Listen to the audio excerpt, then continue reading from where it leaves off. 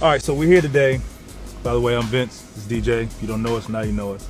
We're here today to talk about my dunks and, of course, his dunks and have a little fun with it. So it's kind of weird for me to be sitting here right now doing this interview with you and just discussing like our dunks and us to be comparing, because when I was younger, like I looked up to you. So for me to be sitting in this chair next to you, just talking about this stuff, it's a little odd for me and it's still surreal. Now, you have to understand that there's going to be another generation watching you and emulating what you do. And I think that's the biggest compliment and the greatest feeling, I think, for me now to hear somebody say that. Because, you know, when you're younger, you're trying to establish yourself and dunk on everybody who jumps in the way or who's in the way. As you do, I'm going to do my best to help you kind of just take it to another level. You know, I watch a lot of film on guys dunking all the time, and you do your thing, for sure. So the first dunk we're going to look at is this man right here, DJ. Third quarter against Orlando Magic, when you just took off. What were you thinking? I think we came out of a timeout. Coach Fizz, he drew it up because exactly the way that he said it was going to work out, that's exactly how it worked. Drew did in and out dribble, and they bid on it. My guy helped up a little bit. I went back door and just took off. I can remember back in my time when a coach would draw up a play like that. You try not to give it away from excitement, because it's easy to do. Maybe for guys who know who you are, and you will start to experience this every time you walk out of a timeout. The first thing you're gonna say, watch him for the backdoor lob, watch him for the lob. And now this interview is gonna really do that. It's gonna take away a lot of your dunks because of it. Like, even when I did the dunk, I knew it was crazy, but I didn't think it was gonna blow up the way that it did. And a lot of times that's usually how it is. Exactly. Yeah. I will tell you this, we were in awe and amazement. I actually talked to Jeff Green. He said, I remember turning around, he said he didn't see you there. And then he said he looked to the left, he didn't see you there. He said he looked up, he saw you up there. So that was pretty cool. So what we got next? We got one of my plays from last year when I was in the D-League. I was actually playing with the Grizzlies, D-League affiliate. And the play kind of caught me off guard because I didn't expect to get the ball. But before the game, like we were in warm-up, James Ennis came up to me. He was like, I'm gonna get you a highlight today. And you know, guys always say stuff like that, just messing with you. But in that particular situation, he got me a highlight, and that dunk went viral. See, when Drew threw James to behind the back, I thought he was just gonna go lay it up, and then he just put it in the air. I remember I used to tell people, and I'm sure you tell them the same thing, it's like, I just say throw it, just throw it anywhere, and I'll take care of the rest. Exactly. Put the ball in it's anywhere in the area, and we can finish it from there. You know, I always tell them, don't be afraid. Regardless if we throw it too high, I'm gonna try. You see what I'm saying? Yeah. I'm gonna try, and because that makes the best highlight. Bad passes that you go get, that maybe you didn't think you can get, but if you try it, you never know. And I feel like that's where some of my better highlights, my alley-oops have come from. All right, so we've seen it, two great ones. What's the next one? I didn't think it was gonna be that crazy, but one of my teammates, he told me I had to do something a little different because, you know, you always see the two-hand flushes or the lobs and stuff like that, but they said they wanted me to put a little something on it. I said, okay, if I get a steal, I got you.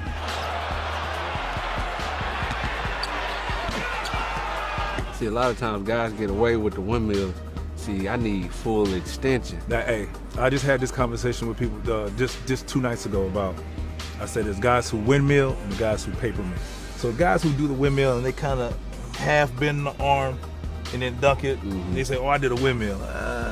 That's just enough to blow a little paper off the table. That's a paper mill. When you fully extend, that's a windmill. I mean, you going full extension, and that's. I mean, I watch people dunk, and I'm a fan of people dunking and everything, and I watch for extension. That's when that's a real windmill. I mean, that's when you're putting some difficulty on a dunk, which we make look easy. Everybody who watches is like, man, he did that so easy, until they go up there and try it. Yeah. You see what I'm saying? And then you get up there and you're like, oh man, I can't get around fast enough.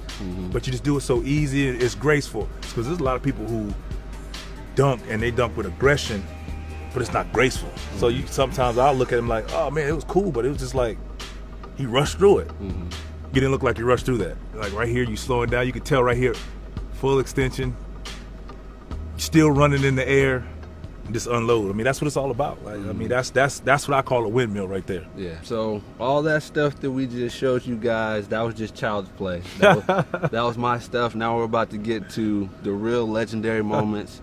The greatest Vince Carter moments. You know, this might be my favorite dunk of you. You were going to the lane, Alonzo Mourning comes out, and you just put your body out there. You collide with them, Right. but then you just extend and just put them in the basket. Like, how did that feel? Early in the game, simple like baseline dunk on him. 2 plays later, Richard Jefferson comes baseline under the rim, dunk on him. So at halftime, I'm sitting there talking to him like, hey man, Zoe not gonna let us dunk on him anymore. I said, the only way we're ever to pull this off is that you'd have to hit him, take the blow, and dunk it. I promise you that was the conversation that we talked about at halftime. Come out in the third quarter, is what happened. I just remember going around my back, and there again, take that 1 dribble, 2 dribble, and Zoe's kind of like, he has his leg cocked like, I'm waiting on you, I'm gonna meet you at the rim. But my momentum was going towards the rim. I got up in the air, and I didn't go up, I went towards the rim to him, for that matter, because in my mind, we had already talked about, hey, he's gonna foul us hard anyway. So I was kind of preparing for the blow. When we hit, he propelled me up higher.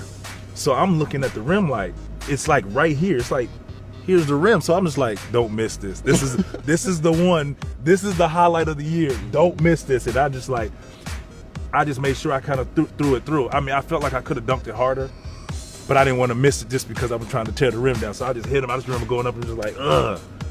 And that was, and then I looked down, he falls back, and I was like, oh man, you couldn't tell me nothing. You couldn't tell me nothing for a week. Nah, it's funny sitting here because you saying you just tried to throw it in, you don't want to dunk it too hard. But it's like, even if you look at the video, it looks like you dunked it hard, aggressive, and everything. I hope you go through this. Sometimes when you be up there, you think of things. I mean, when you look at it live, it's like, it happens so fast. But it goes in slow motion when you get in the air. All right, because I didn't think I was the only weirdo. But I was up there, I was thinking, like, let me say, I hit him, I'm looking at the rim, I'm like, oh man, nah, don't miss this. Just at that time, man, I used to dunk the ball with aggression. Like, I had anger issues internally sometimes when I would dunk the ball, just for, I don't know why, just because. But at this point, I was just like, man, you can't miss this. Just don't miss this. And the rest is history.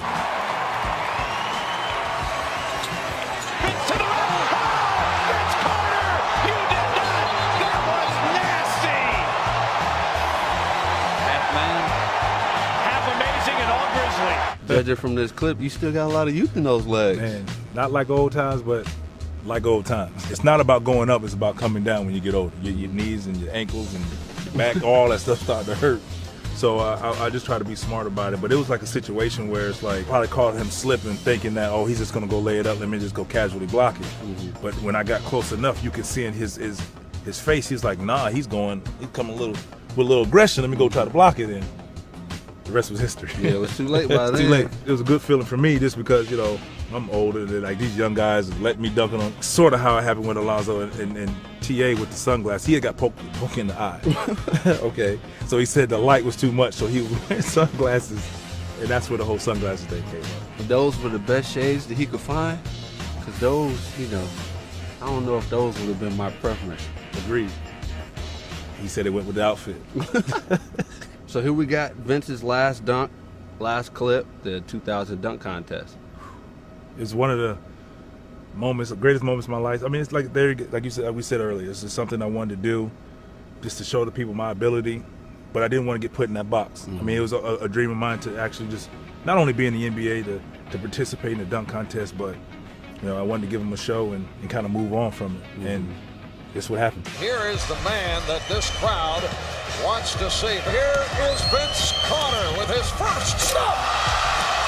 I had an original routine that I was going to do of dunks, and I kind of scrapped that and went into this freestyle mode and just kind of whatever I could come up with. See, it's like you look at a lot of these dunks and people don't understand. It's like he's really so high that he's not barely dunking the basketball. He's so high, he's throwing the ball in. And like even on that dunk right there where you stuck your arm in. If you look at the end where I was holding on for dear life.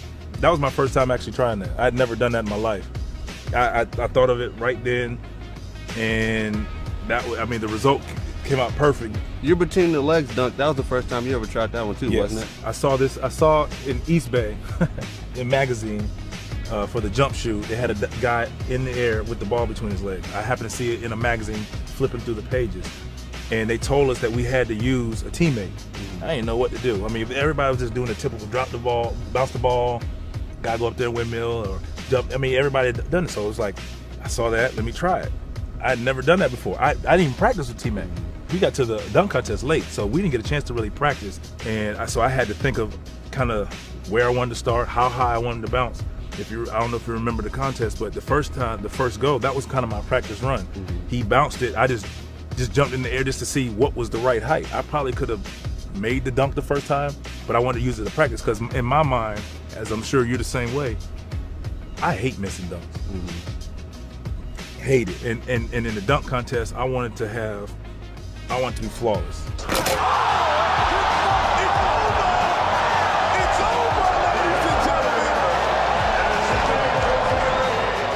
This was my moment. If I'm gonna be on the big stage, be flawless. So I didn't want to miss, so I used that as a practice. That's why I didn't kind of go through the whole thing. I just wanted to get the right height. And I ain't gonna lie to you, I was nervous because I'm really going on the fly now. But that night, for some reason, I saw 19,000 people in there. I was just like, oh Lord, I'm on another level right now. So I saw these people. I was like, this is it. I wanted to be memorable, and it worked out. Yeah, I was about Thank to say goodness. that. It worked out. Was, yeah, for sure. Great to sit here and talk with somebody who thinks like I think when we're in the air. I hope you guys enjoyed the conversation, the videos, the trip down memory lane. I guarantee you're gonna see a few more from me and a lot more from him. So stay tuned. What do you guys say to the people? Nothing. It's just been an honor for me to be here with you, just talking about like all these crazy dunks and just about our athleticism and just sharing our stories in a way. Absolutely. You were my favorite player growing up.